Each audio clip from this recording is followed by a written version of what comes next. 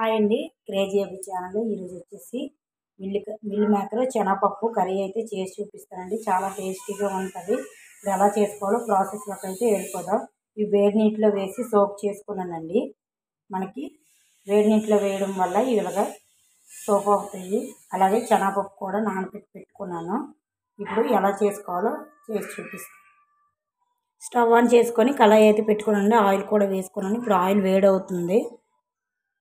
ఇప్పుడు ఆయిల్ వేడైందండి. ఇప్పుడు ఇందులోకి జీలకర్ర వేసుకున్నా.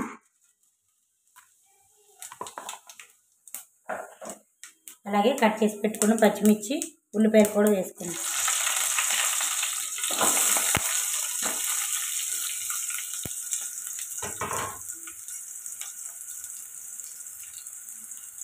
అలాగే కరివేపాకు కూడా వేసుకున్నాం. ఇవి ఫ్రై అయ్యేలా కలుపుకున్నాం.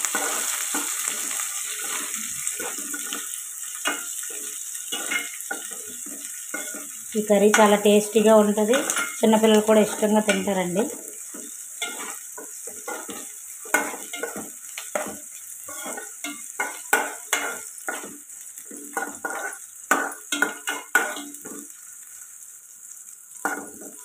ఇది ఫ్రై అవ్వాలి.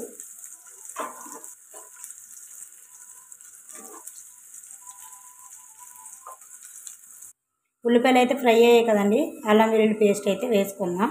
పచ్చివాసన పోయేదాకా ఫ్రై చేసుకుందాం.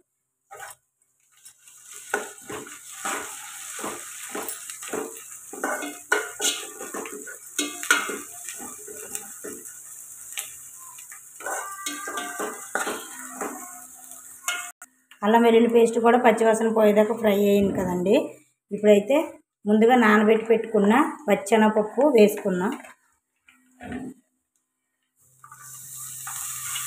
చాలా టేస్టీగా ఉంటుందండి ఇది. అలాగే మిల్ మేకర్లు కూడా వేసేసుకున్నాం. ఇప్పుడు ఈ రెండు కలిపి బాగా కలుపుకొని ఫ్రై చేసుకున్నాం.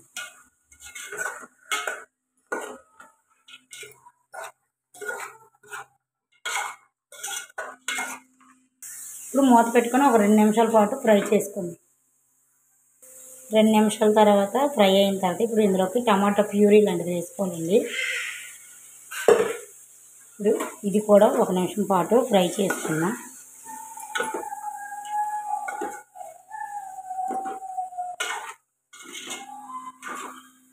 బాగా కలుపుకొని మళ్ళీ మూత పెట్టుకొని ఉడికించుకుందాం. ఇప్పుడు 1 నిమిషం పాటు టమాటా కూడా ఫ్రై చేసుకున్నాం కదండి. రుచికి సరిపడగా సాల్ట్, అలాగే పసుపు, అలాగే కారం, ధనియాల పొడి. ఇప్పుడు ఇవన్నీ బాగా మిక్స్ అయ్యేలాగా కలుపుకుందాం.